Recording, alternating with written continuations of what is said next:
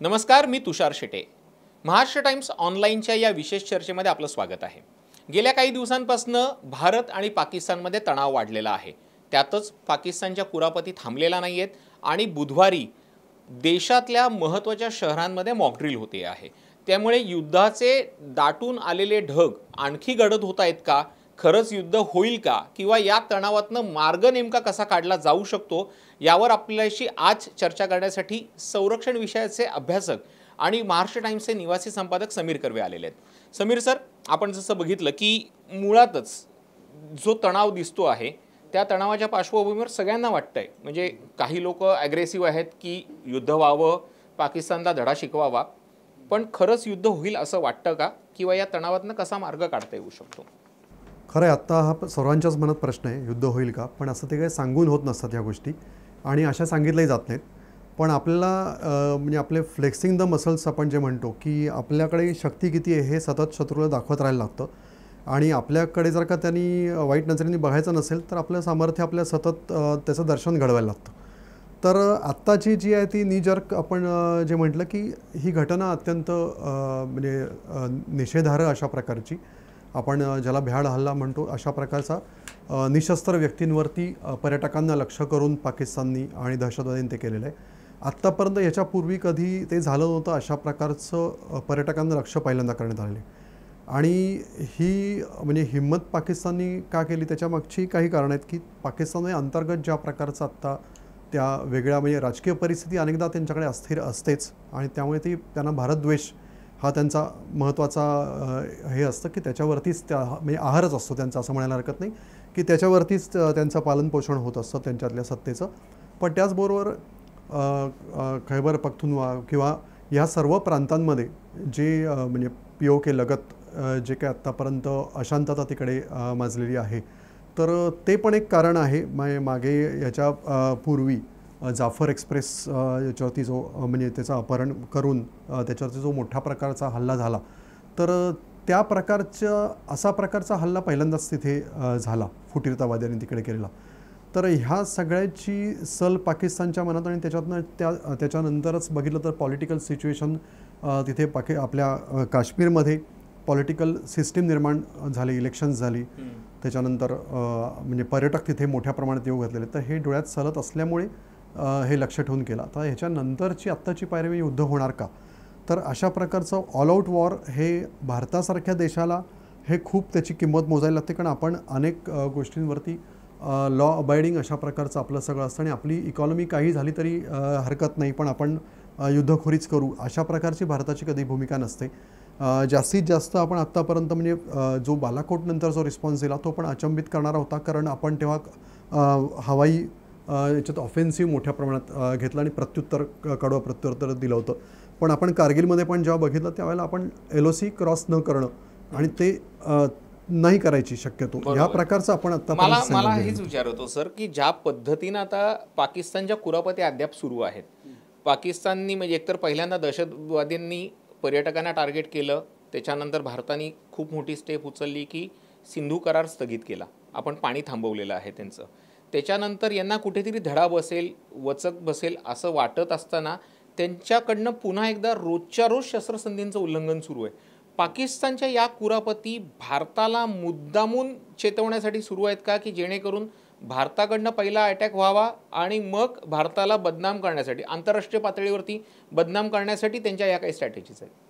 हो, म्हणजे त्यांचं ते सिद्धांतच आहे तो की ब्लिडिंग म्हणजे इंडिया बाय 1000 कट्स अशा प्रकारची त्यांची म्हणजे काश्मीरचा प्रश्न जेव्हा उग्र बनला 1990च्या दशकापासून आणि तेव्हापासून तेच हत्यार वापरत आलेले आहेत की घुसखोर आतमध्ये पाठवायचे, कधी कधी भाडोत्री वेगळ्या अफगाणिस्तानपासून घेऊन बॉर्डर क्रॉस करून पाठवायचे, अशा प्रकारचं ते कुरापती काढत आलेले आहेत.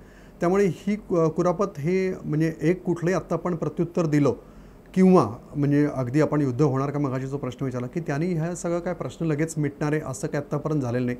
आणि 71 नंतर पण आपण बघितलं तर एवढ्या लगेच तो प्रश्न मिटणारे असं काय आत्ता अजून दिसत नाही आहे.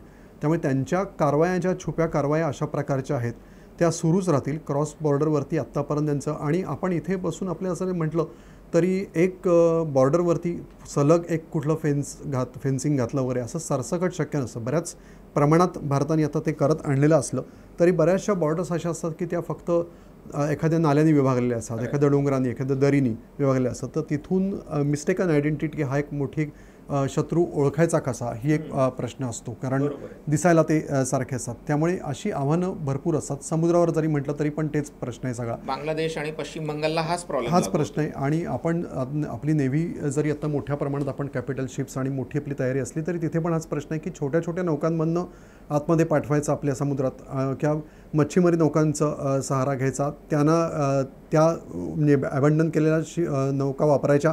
आणि जे 26/11 आपण जे बघितलं ते आहे, किंवा अंमली पदार्थांचा व्यापार असेल, या सगळ्या माध्यमातून ते करत असतात. आणि त्यामुळे जो आपण पाणी सिंधू करार स्थगित करणं किंवा ही सगळी जी आपण जी पावलं उचलतोय ती वेगवेगळ्या फ्रंट्सवरून त्यांना उत्तर देणं, म्हणजे आर्थिक नाकेबंदी करणं, व्यापार त्याच्यातनं त्याला प्रत्युत्तर देणं, अशा प्रकारची सगळ्या प्रकारची नाकेबंदी त्याची करणं पाकिस्तानची, ही सगळ्या फ्रंट्सवरती आपण पावलं उचलून फक्त मिलिटरी नव्हे तर बाकी सर्व फ्रंट्सवरती पण आपण नाकेबंदी करणं, ही मल्टीप्रॉंग्ड स्ट्रॅटेजी, आपल्या बहुउद्देशीय धोरण आपण ज्याला म्हणता येईल अशा प्रकारचं आपण आता धोरण उचललेलं आहे. आणि तशी स्ट्रॅटेजी आपल्या मजबूत करायलाच लागेल.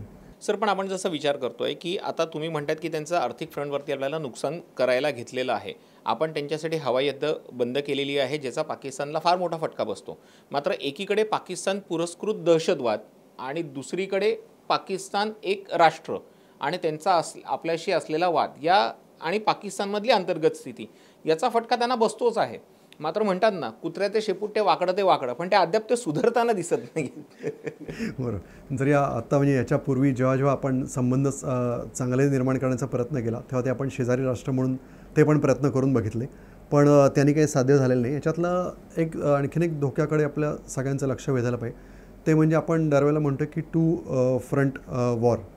तर आता आपण हवाई क्षेत्राचा पण तुम्ही आता उल्लेख केलात, पण आत्ताचे जे पाऊल आपण उचललं ते प्रत्युत्तर म्हणून उचललं, कारण हवाई क्षेत्र नागरी हवाई वाहतुकीसाठी बंद करण्याचं शक्यतो पाऊल कोणी उचलत नाही, पण पाकिस्तानने ते पहिल्यांदा उचललं आणि नंतर आपण ते केलं. म्हणजे त्याचा त्यांना आर्थिक फटका पण बसतोय, कारण त्यांची पण फी त्यांना जी मिळत होती, महसूल मिळत होता, तो त्यांना ह्याच्याद्वारे मिळणार नाही. आपल्यावर तो फटका, आपल्यावर आर्थिक बर्डन पडेल का, तर नक्कीच पडेल, कारण आपल्याला त्याच्यासाठी ज्या युरोप अमेरिकेत आपल्या ज्या फ्लाईट्स जातात त्याच्यामुळे आपल्याला रूट बदलायला लागेल. त्यामुळे आपल्या पण त्याचा म्हणजे ह्या सगळ्या फ्रंटचा युद्धाची किंमत ही प्रत्येकाला मोजायला लागते, ती वेगळ्या फ्रंट्सवरती असते आणि ती त्या प्रकारे आपल्याला पण ती मोजायला लागत असते. पण हे अशी संघर्षाची जेव्हा वेळ येते तेव्हा ते कठोर क्षण असतात, त्यामुळे त्यावेळेला आपल्याला ते सगळं भोगायला लागेल हे गृहीत धरून आपण आपली नाकेबंदी करतोय. तर ह्याचा जो धोका आहे तो टू फ्रंट वॉर, मग अशी म्हटलं असं की फक्त पाकिस्तान नाही तर ते एक राष्ट्र आहेच, पण त्याच्याचबरोबर त्याला चीनची पण मदत आहे. त्यामुळे चीनच्या बाजूनी पण टू फ्रंट वॉर काही असेल का, तर ह्याचा आपल्या सतत आपण गेले अनेक वर्ष म्हणतोय, गेल्या काही वर्षापासून की आपला धोका हा चीनकडून मोठ्या प्रमाणात आहे आणि त्याची आपण गलवानच्या वेळेला आपण त्याचा धोका आपण अनुभवलाच की काय असू शकतो. तर हे आपल्याला मोठं आव्हान आपल्याला कायम डोक्यात ठेवायला लागेल. सर, आता आपण बघितलं की हे सगळं आपल्याला चित्र दिसतंय, मात्र याच पार्श्वभूमीवरती बुधवारी आता मॉकड्रिल होते आहे. देशातल्या अनेक शहरांमध्ये आणि महाराष्ट्रातल्या महत्त्वाच्या 16 शहरांमध्ये ही मॉकड्रिल केली जाते आहे. अशा वेळेला ही मॉकड्रिल कशी फायद्याची ठरू शकते? अनेकदा ॲक्सिडेंट्स होऊ नये म्हणून कॉर्पोरेट ऑफिसमध्ये फायर ड्रिल होत असतात. ती फायर ड्रिल आणि ही मॉकड्रिल कशी वेगळी असेल आणि नागरिकांनी ही किती सिन्सिअरली आणि सिरियसली घ्यायला पाहिजे असं तुम्हाला वाटतं? अत्यंत महत्त्वाचा हा प्रश्न आहे आणि उद्याच्या पार्श्वभूमीवरती आपण सगळ्यांनी लक्षात घेतलं पाहिजे की ह्याच्यापूर्वी पण जेव्हा बघितलं तेव्हा पाकिस्तानकडून ज्या काही आगळीकी घडल्या किंवा कुरापती त्यांनी काढल्या त्या दरवेळेला त्यांनी नागरी वस्तीत जाऊन छुप्या पद्धतीने काहीतरी हल्ला करणं किंवा दहशतवादी किंवा बॉम्बस्फोट मालिका आपण ज्या बघितल्या, ज्या पाकिस्ताननी आपल्याकडच्या म्हणजे इथल्या फूट सोल्जर्सचा वेगळ्या प्रकारे आपण त्यांना फूट सोल्जर्स म्हणू, पण म्हणजे इथले जे गुंड होते आणि त्या टोळ्यांचा त्यांनी वापर करून 1993 पहिल्यांदा बॉम्बस्फोट मालिका केली. 26/11 वेळेला पण आपल्याकडच्या जे भुसभुशीत माती आहे त्याचा वापर करून ते घुसखोरी करण्याचा प्रयत्न करतात. तर त्यामुळेच आपण जर का काही कणखर पाऊल कुठल्या प्रकारे उचललं, मगाशी जो प्रश्न होता की युद्ध होईल का, युद्ध त्याच स्वरूपात ऑल आउट वॉर होईल असं नाही, पण वेगळ्या प्रकारे जर का ह्याच्यापूर्वी सर्जिकल स्ट्राईक झाली, त्याच्यानंतर आपण बालाकोटचा एअर स्ट्राईक केला, तर ह्याच्या पुढची आपली जी मूव असेल ती कुठली तरी चकित करणारीच असली पाहिजे, जी प्रेडिक्टेबल नाही, अगदी अनाकलनीय अशी असली पाहिजे. माझा हाच मुद्दा आहे सर, की तुम्ही म्हणतायत की सर्जिकल स्ट्राईक केला, स्ट्राईक झाल्यानंतर जवळपास 6-7 तासांनी अनेकांना कळलं. म्हणजे तुमच्यासारखे अनेक वर्षांपासून डिफेन्स बीट बघणारे पत्रकार, त्यांना सुद्धा याची कल्पना नव्हती. म्हणजे इतकं ते सिक्रेट ठेवलं होतं.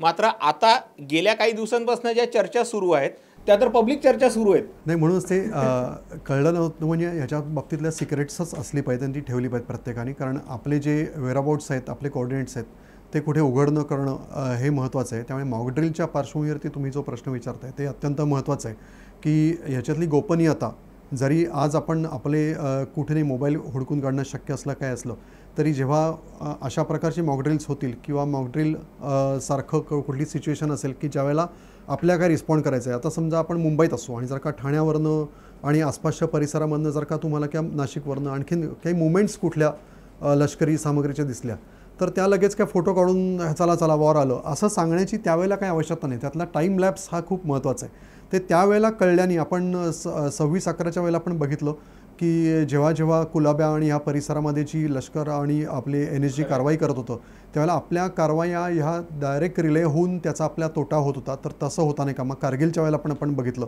तर हे आत्ताचं भान खूप महत्त्वाचं आहे. आणि न्यूजपेक्षाही आपण न्यूजद्वारे आपण लोकांना जागृत करत असतो आणि खरी माहिती देत असतो. पण त्याच्यापेक्षा अफवांचा स्पीड हा जास्त असतो, त्या रोखणं अत्यंत महत्त्वाचं आहे.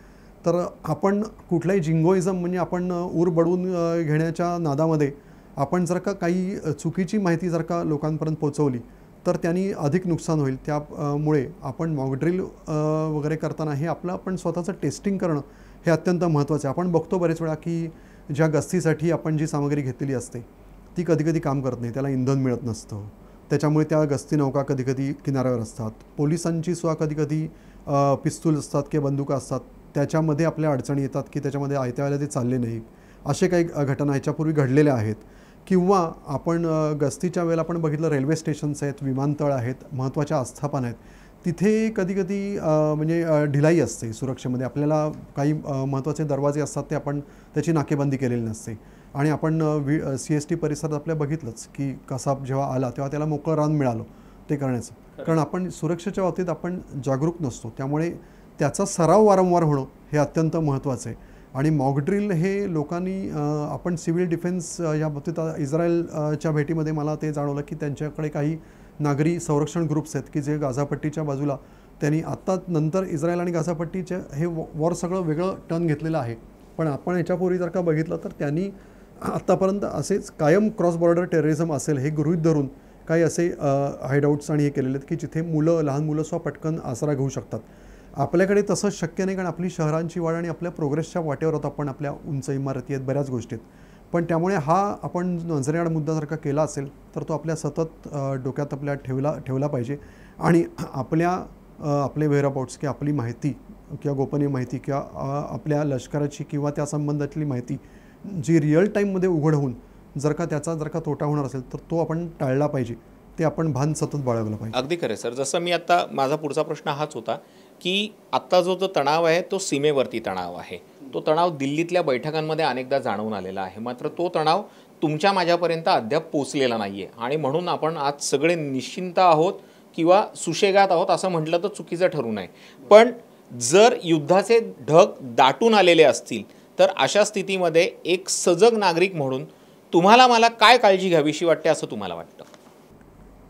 आत्ता मी सांगितलं त्याच धर्तीवरती की आपण म्हटलं असं की फक्त एक राष्ट्र, आपण ह्याच्या पूर्वीच्या काळामध्ये आपलं ऑफ पाक म्हणजे आपण पाकिस्तान हे शत्रू आणि त्याचा धोका असं गृहीत धरून याच्या 90 नंतरच्या स्कर्मिशेस किंवा 71 वॉर असेल किंवा त्याच्या आधीची 65 आपण जी सगळी बघितली. आपला कारगिलच्या वेळेला आपले जनरल VP मलिक यांना असंच सांगायला भाग पडलं होतं की we will fight with whatever we have. म्हणजे आमच्याकडे बघा हे कॅट अँड माऊस हा गेम असतो की आपल्याला अनेक फ्रंट्सवरती आपल्या प्रोग्रेस करायची असते. आपण काय असं राष्ट्र नाही की आपल्याकडे टर्मॉईल आहे आणि आपण काही राजकीय कशी स्थिती आणि आपण काही यादवी आपल्याकडे असं नाही. आपल्याला लोकशाही राष्ट्र म्हणून आपल्या अनेक फ्रंट्सवरती आपल्याला वेलफेअर स्टेट आपण आहोत. त्यामुळे आपला बराचसा खर्च तिथेही होत असतो. त्यामुळे सतत आपल्याला विमानं, युद्धनौका ह्याच्यावरती मोठ्या प्रमाणात खर्च करायला चीन ज्या प्रमाणात पैसा होते तसा आपल्याकडे असणार नाही. पाकिस्तानला सुद्धा आता चीननी युद्धनौका म्हणजे फ्रिगेट्स दिलेल्या आहेत, पाणबुड्या दिलेल्या आहेत, तुर्कीनी मदत केलेली आहे, रोमेनियानी मदत केलेली आहे. त्यामुळे पाकिस्तानमध्ये आत्ता आर्थिक स्थिती हलाखीची असूनसुद्धा ते लष्करी बाबतीत भरपूर खर्च करत आहेत. आत्ता किती जरी वेगळ्या प्रकारच्या येत असल्या की पाकिस्तान घाबरलं, त्यांच्या आर्मीत असं झालं, ते सगळं ठीक आहे, सुपरफिशियली आपण ते घ्यावं, पण असं आपल्या शत्रूला आपण कमी कधी लेखू नये. त्यामुळे आपण सतत असं बघितलं पाहिजे की तो शत्रू हा छुप्या मार्गाने येऊ शकतो आणि याच्या पुढची सगळी युद्ध जी आहे ती असिमेट्रिकल थ्रेट्स असणार आहेत. म्हणजे या थ्रेट्सची, आव्हानांची जी विषमता असणार आहे, म्हणजे आपला शत्रू हा आपल्याच लेवलचा असेल असं कधी असणार नाही. तो कधी छोट्या बोटीत नाही येईल, कधी ड्रोनमधनं येईल, कधी सिव्हिलियन याच्यामध्ये वेशामध्ये येईल, कुठल्याही रूपात तो येऊ शकतो. त्यामुळे आपल्याला सजगता नागरिक म्हणून हीच बाळगली पाहिजे की आपण जे कम्युनिकेशन करतो, आपण जे कुठेही वावरतो, त्यावेळेला आपण आपल्या देशाचं नुकसान काही करणार नाही ना. आणि पॉलिटिकल बाबतीतही म्हणेन की आपण सजगता बाळगून, जर का अशा प्रश्नावरती आत्ता एक चांगलं चित्र दिसतं आहे की सगळे पक्ष एकत्र आले आहेत, त्यामुळे ही जी याच्या पुढच्या काळात पण लाँग टर्म लेवलला आपल्याला जेव्हा आत्ता आपण इमिजिएट काही हे करतो आहे की ऑर्डिनन्समधनं आपण जे बघितलं की आपल्याला मोठ्या प्रमाणात प्रोडक्शन लागेल दारुगोळ्याचं, पण ते इमिजिएट हे एक्झॅक्टली. मला सर हेच विचारायचं होतं, तुम्ही म्हणालात की आपला शत्रू याला कमी लेखून चालणार नाही. अनेकदा चित्रपटांमध्ये असं दाखवलेलं आहे की आपल्याला अलर्ट आलेले होते, मात्र इंटरनॅशनल बर्डनमुळे आपण पहिल्यांदा हल्ला केला नव्हता, आपण त्यांना रिटॅलिएट करण्याच्या तयारीत होतो. पण एक हल्ला एका ठिकाणावरनं होणार होता असा अलर्ट होता, त्यांनी दुसऱ्या ठिकाणावरनं अलर्ट केला आणि त्याच्यामध्ये आपलं जास्त नुकसान झालं. उद्या जर पाकिस्तानकडनं हल्ल्याची आगळीक जर झाली तर आपल्याला त्यांना रिस्पॉन्ड करायला बराच वेळ जाणार आहे. म्हणजे असं नाही आहे की इथून बटन दाबलं की तिथे विमान उडलं किंवा तिथे बोट गेली, असं नाही होणार आहे. त्यामुळे त्या सगळ्या यंत्रणांना साधारणपणे कसा वेळ लागू शकतो आणि या सगळ्या याच्यामध्ये पुन्हा एकदा तोच प्रश्न की आपण देशाच्या पाठीशी राहण्यासाठी आपल्याकडनं काही त्रास होऊ नये म्हणून आपल्याला काय करावं लागणार. नाही, कसा वेळ लागू शकतो म्हणजे आपण आता न्यूक्लिअरचंच जर का बघितलं की ज्याची सतत भीती घातली जाते, तर आपण म्हटलं की नो फर्स्ट स्ट्राईक ही आपली स्ट्रॅटेजी आहे. पण मी याचा अर्थ नो फर्स्ट स्ट्राईक म्हणजे आपण न्यूक्लिअर वॉरहेड्स आपल्याकडे नाही बाळगूच नाही का, तर नाही. दुसऱ्या कोणी केली तर त्याला प्रत्युत्तर देण्यासाठी, म्हणजे मग जर का आपल्यावर कोणी हल्ला केला आणि आपली भूमीच नसेल तर आपण प्रतिहल्ला कसा करणार, असं कोणाच्या मनात प्रश्न येईल. बरोबर. तसं नसतं. युद्धाची व्यूहरचना जेव्हा केली जाते तेव्हा अशी पण व्यूहरचना केली जाते की एखाद्याने जर का आपलं लक्ष केलं तर दुसऱ्या कुठल्या तरी ठिकाणून आपण प्रत्युत्तर देऊ शकतो का, अशा प्रकारचं टिरेड आपण म्हणून त्रिस्तरीय रचना, म्हणजे म्हणूनच आपण आर्मी, नेव्ही, एअरफोर्स तिन्ही दलांमधून आपल्याला प्रत्युत्तर देता येईल का, अशा प्रकारची रचना, अशा प्रकारची सामग्री आपण आपल्याकडे अधिकाधिक बाळगतो आणि आपली अशी तयारी सुरू आहे आणि ती कायम सुरू असते. मी ती काय एका रात्रीत करून चालत नाही, ती मोठी लाँग प्रोसेस आहे आणि ती आपण करत राहतो आणि ती करत राहू आणि तसंच ते होईल.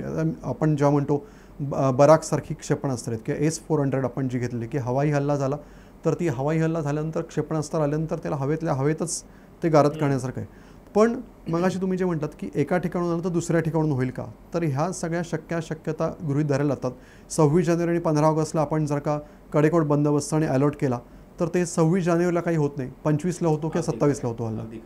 तर त्यामुळेच आपल्याला हे फक्त 26 जानेवारीला केलं आणि 15 ऑगस्टला केलं असं करून राहणं नाही. हे अलर्ट आपल्याला राऊंड द क्लॉक अशा प्रकारचा करायला लागेल आणि लाँग टर्म काही प्रकारच्या इन्व्हेस्टमेंट्स असतील त्याला ती प्रोसेस आपण अधिकाधिक चांगली कशी करू की लढाऊ विमानं आहेत, नंतर युद्धसामग्री वाहक विमानं आहेत, हेलिकॉप्टर्स आहेत की जी आता आपल्याकडे 2 विमानवाहू युद्धनौका आहेत, पाकिस्तानकडे त्या नाही आहेत. पण त्याचबरोबर आपल्याकडे पाणबुड्या, तर त्यांच्याकडे पण पाणबुड्या आहेत. पाणबुड्या त्या किती चालतील, एखादी त्यांची शस्त्र खंगलेली आहेत का, ती चालणार नाहीत. पण न चालणारं शस्त्र किंवा न चालणारी युद्धनौका, न चालणारी पाणबुडी ही अशा वेळेला पाण्यात थ्रेट निर्माण करू शकते. तर ह्या सगळ्या गोष्टीचा आपल्याला लाँग टर्म खूप विचार करायला लागेल. त्यामुळे आपण जिंकलं युद्ध, ते घाबरले, एवढ्यावरती आपण समाधान न मानता आपली सुसज्जता कशी राहील आणि आपण त्यांना बेफिटिंग अशा प्रकारचा रिप्लाय की ज्या युद्धखोरीची भाषा आपण कधी करत नाही आणि आपण आत्तापर्यंत बघितलं की अधिकाधिक सहिष्णू राहून आपला असा देश आहे की तो सामावून घेण्याचा प्रयत्न करत असतो. सगळ्या फ्रंट्सवरती आपल्याला याच प्रकारचं असतं आणि म्हणून आपण जर का बघितलं तर हिंदी महासागरातसुद्धा आपलं अशा प्रकारचं स्थान निर्माण झालेलं आहे की हिंदी महासागरात कुठेही जर का कुठल्याही देशाला अडचण आली तर नैसर्गिक आपत्ती ओढवली तरी भारत हा फर्स्ट रिस्पॉन्डर असतो आणि त्याच्यामुळे आपले या सर्व क्षेत्रात आपले मित्र जास्त आहेत आणि ते आपल्याला अशा वेळेला उपयोगी पडू शकतील आणि जे आपल्या मदत करू शकतील असं वातावरण आपण राजनैतिकदृष्ट्या सुद्धा तयार करत राहणं हे आपल्या अधिकाधिक हिताचं असेल. अगदी सर, मगाशी बोलता बोलता तुम्ही राजकीय मुद्द्याला तुम्ही छेडलेला आहे. म्हणजे जर दिल्लीतल्या घडामोडींचं बघितलं तर स्वतः राहुल गांधी हे पंतप्रधानांना भेटलेले होते. म्हणजे त्याच्यात बट ऑबियस जर उद्या युद्ध झालं तर काय परिस्थिती असू शकते आणि त्याच्यावरती प्रमुख विरोधी पक्षाचा पाठिंबा असणं ही एक महत्त्वाची गोष्ट आहे. ओवैसींसारखा मोदींचा कायम विरोधक तोही सध्या युद्धाच्या पार्श्वभूमीवरती देशाशी एकरूप झालेला दिसतोय, किंबहुना पाकिस्तान विरोधी भाषा ते बोलू लागलेले आहेत. मात्र दुसरीकडे राज्यामध्ये आजही शिवसेनेच्या वतीनं संजय राऊतांकडनं मोदी, अमित शहा, देवेंद्र फडणवीस यांच्यावरती कायम टीका केली जाते. आजही संजय राऊतांनी मागणी केलेली आहे की अमित शहांनी राजीनामा द्यावा. म्हणजे राजकीय विरोध असू शकतात, पण ते अशा स्थितीमध्ये हे राजकीय विरोध बाजूला ठेवणं अपेक्षित आहे. हो, म्हणजे अपेक्षितच आहे की ते आपण अशा वेळेला आता राजकीयदृष्ट्या मागण्या काही ना काही होत राहतील, फेल्युअर्स असतील तिथे राजकीय पक्षांचं ते काम आहे की ते त्यांच्या मागणीसाठी आणि अपयशला जबाबदार धरून ते राजकीय आरोप प्रत्यारोप करत जातील. पण जेव्हा अशा प्रकारची वेळ येईल तेव्हा मला असं वाटतं की आपले राजकीय नेतृत्व परिपक्वता दाखवेल आणि जेव्हा सर्वपक्षीय बैठक झाली तेव्हा सर्व पक्षांनी असं सांगितलं होतं की आम्ही जे काय निर्णय सरकार घेईल त्यांच्या बाजूनी आम्ही उभे राहू आणि आमचा पाठिंबा असेल. त्यामुळे याच्या बाबतीत या मगाशी म्हटलं त्याप्रमाणे की ज्या आपल्या काही प्रोक्युअरमेंट्स करायच्या असतात, आपल्या खरेदी करायची असते. बरेच वेळेला असं आपण बघितलं राफेलसारखी विमान आहेत की अशा मोठ्या खरेदीच्या बाबतीत खूप मोठ्या प्रमाणात वाद झाले. बोफोर्स खरेदीचं तर आपण बघितलं की अख्खं राजकारण मोठ्या प्रमाणात त्याच्यावर केलं गेलं. तर हे काय सतत तसंच सुरू राहून आपल्यासारख्या देशाला परवडणार नाही. तर या बाबतीत काही आपल्याला आणि आपण बघितलं आहे काही बलाढ्य राष्ट्रांचं असं आपण बघितलं की जरी बदलली सत्ता तरी काही बाबतीत त्यांची खरेदी ही कायम होत असते आणि त्यांची सामर्थ्य त्याच्यात भर पडत असतं. आपल्या पण तसं करायला लागेल, कारण याच्यावरची उत्तर आत्ताची आपण शॉर्ट टर्म शोधतो आहे, पण आपण बरेच वर्ष मेहनत केल्यानंतर आपल्याकडे हे सगळं शक्ती येऊ शकते. त्यामुळे या बाबतीत सर्व पक्ष एकमत किंवा निर्माण करणं अशी काहीतरी सिस्टीम आपल्या करायला लागेल की ज्याद्वारे आपण अशी मोठी जेव्हा खरेदी होते त्याला त्याच्यातली पारदर्शकता होऊन ती अधिक जलद कशा प्रकारे होईल. कारण ह्याच्यातला जो डिले असतो तो अशा वेळेला आपल्याला महागात पडतो की आपल्याकडे असणारी विमानं असतील किंवा माइन स्वीपर्स असतील, अशा वेगवेगळ्या ज्या विशिष्ट प्रकारची युद्धसामग्री असते ती अशा वेळेला आपल्याला त्याच्यावरती आपण तोडगा काढतो, कारण man behind the machine is also important. त्यामुळे आपली सैनिकांची आपली जी जिगर आहे, ते जोश आहे, आपण जो चित्रपटांमधनं पण बघितला तर तो त्याच्यावरती मात करतो आणि मशीनवरती आपण अधिक मात करून आपल्या देशप्रेम आणि या सगळ्या जोरावरती आपले सैनिक आत्तापर्यंत आपण बघितलेलं आहे की आपल्याला दरवेळेला विजय मिळवून देत आहेत. पण त्यामुळे त्याला या लष्करी सामर्थ्याला राजकीयदृष्ट्या पण आणि सामान्य जनता या सर्वांनीच साथ देणं गरजेचं आहे. अगदी. आपल्याकडे एक म्हण आहे, हक्क आणि कर्तव्य या एकाच नाण्याच्या दोन बाजू आहेत. त्याच पद्धतीनं युद्धाच्या या पार्श्वभूमीवरती उत्साहपणा आणि जबाबदारी यासुद्धा एकाच नाण्याच्या दोन बाजू आहेत असं म्हटलं तर चुकीचं ठरणार नाही. त्याचं कारण असं आहे की ज्या वेळेला सायरन वाजणार आहे त्यामुळे उत्साहाच्या आनंदाच्या भरात तुम्हाला बाहेर नाही यायचं आहे, तर एक सामाजिक जबाबदारीचं भान ठेवून आपल्या आजूबाजूच्या नागरिकांच्या सुरक्षेचं भान ठेवून तुम्हाला ती मॉकड्रिल यशस्वीपणे पाळायची आहे. आणि जर तुम्ही ही मॉकड्रिल यशस्वीपणे पूर्ण केली तर देव न करो उद्या जर युद्धाची परिस्थिती पूर्ण झाली निर्माण झाली तर एक नागरिक म्हणून, सजग नागरिक म्हणून आपण त्याला समोर जाऊ शकू. आजची ही चर्चा इथेच थांबवतोय. धन्यवाद.